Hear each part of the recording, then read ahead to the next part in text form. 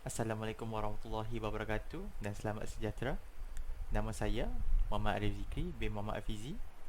Nombor matrik saya ialah 2022978157. Jadi, dalam video ini, kumpulan saya akan membentangkan tajuk strategi melahirkan sebuah negara bangsa beretika melalui ekonomi.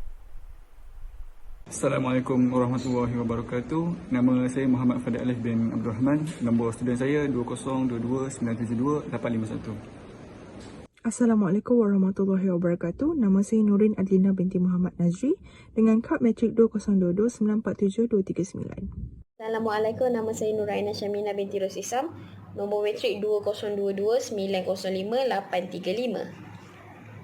Assalamualaikum warahmatullahi wabarakatuh. Nama saya Nurul Najah binti Zulkifli dan nombor matrik saya 2022949525. Dalam video ini, kami akan menghuraikan strategi melahirkan sebuah negara bangsa beretika melalui ekonomi.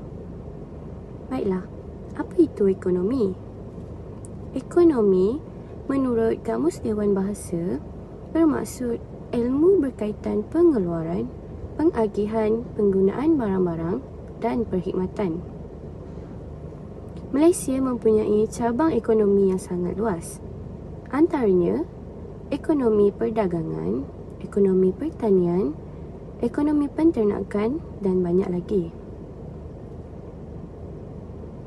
Negara bangsa pula merupakan satu konsep kenegaraan dengan menjadi sebuah entiti berdaulat bagi sebuah bangsa. Etika pula bermaksud kepercayaan ataupun tanggapan terhadap sesuatu perkara. Okey, kita masuk pada satu topik pertama, iaitu mewujudkan sistem penanganan garis panduan yang teratur. Poin pertama, undang-undang. Jadi apa itu undang-undang? So, undang-undang ialah apa juga peraturan, piawaian dan norma yang mana bertujuan untuk mewujudkan keadilan. Jadi, hubungan sesama manusia ini tidak dapat diwujudkan dengan sempurna sekiranya tiada undang-undang ataupun peraturan.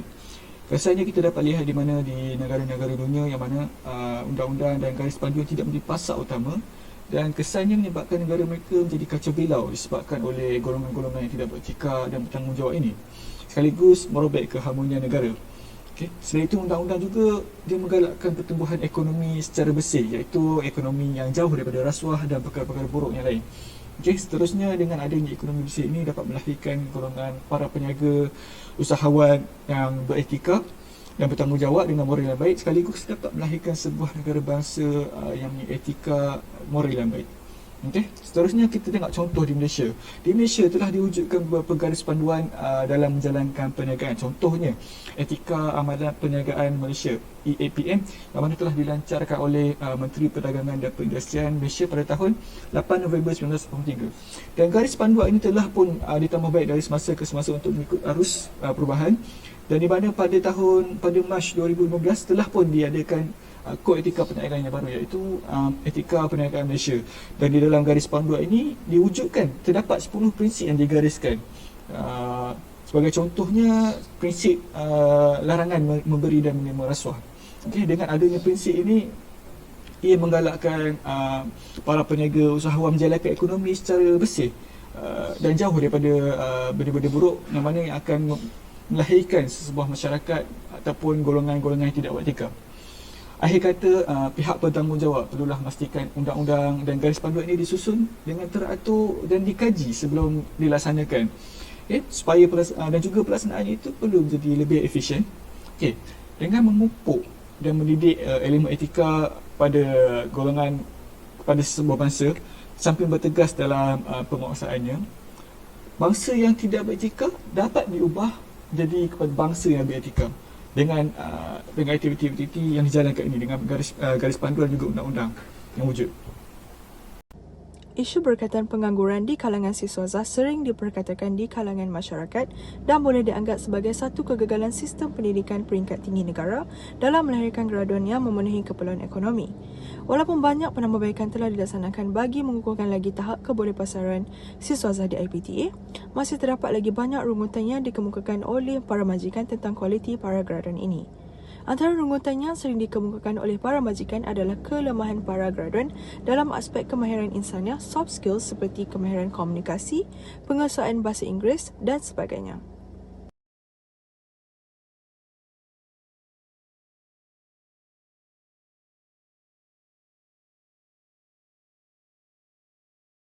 Antara langkah yang perlu diambil adalah graduan perlu mempertingkatkan kemahiran dan pengetahuan termasuk pengetahuan umum.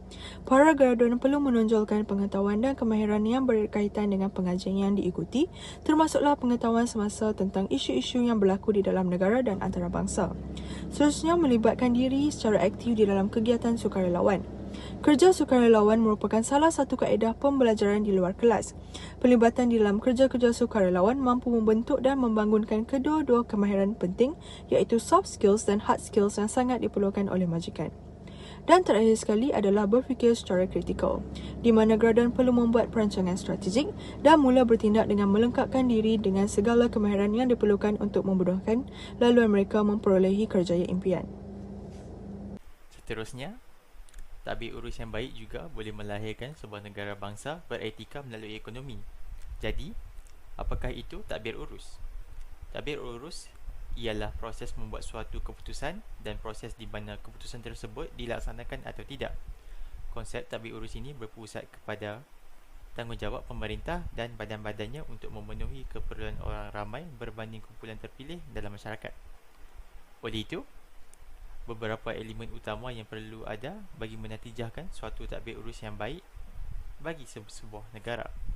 Elemen itu antaranya seperti mengutamakan kesejahteraan rakyat, kedaulatan undang-undang, ketulusan dan integriti yang tinggi serta pentadbiran yang dinamik. Tadbir urus yang baik itu mampu dan berkesan bagi menampung perubahan dalam bidang sosial, ekonomi dan politik. Dalam konteks sebuah negara demokrasi, konsep tadbir urus yang baik beroperasi berdasarkan beberapa ciri penting. Ciri itu antaranya ialah rakyat mempunyai ruang untuk mengambil bahagian dalam pelbagai organisasi kerajaan secara langsung atau tidak langsung. Selain itu, kebertanggungjawaban adalah satu lagi elemen yang perlu, di mana setiap yang mempunyai kuasa maka mereka harus bertanggungjawab. Unsur ini adalah kritikal bagi kejayaan tadbir urus sesebuah negara, terutama bagi mengekalkan kestabilan dan pertumbuhan sosioekonomi serta mempromosikan daya saing negara di pasaran global. Kebanyakan negara gagal mencapai matlamat mereka disebabkan oleh tadbir urus yang lemah. Ia mengakibatkan kadar rasuah masih berada pada tahap yang sangat tinggi serta semua sumber daya negara dimusnahkan oleh kelompok kecil rakyatnya. Kesimpulannya, tadbir urus ini amatlah serius dalam melahirkan sebuah negara bangsa beretika melalui ekonomi kerana ia adalah satu cabaran yang agak susah jika tadbir urus sesebuah negara tidak baik. Ia boleh membawa kesan buruk terhadap negara tersebut, mengakibatkan tiada bangsa beretika dalam sesebuah negara. Dapat disimpulkan bahawa sesebuah negara yang beretika juga dapat dilahirkan melalui ekonomi. Selain itu, dapat disahkan bahawa kerajaan yang mentadbir negara memainkan peranan yang sangat penting dalam meningkatkan ekonomi negara. Ini kerana mereka lah yang bertanggungjawab dalam mewujudkan atau meningkatkan tadbir urus, sistem perundangan, garis tadbir dan juga kebolehpasaran graduan. Oleh itu, rakyat sebagai pemilih atau penentu kerajaan di Malaysia sebagai contohnya, seharusnya memilih dengan amanah sewaktu pilihan raya umum PRU diadakan. Antara ciri-ciri pemimpin yang kita mahukan ialah mereka amanah, berwibawa dan juga anti rasuah yang paling penting.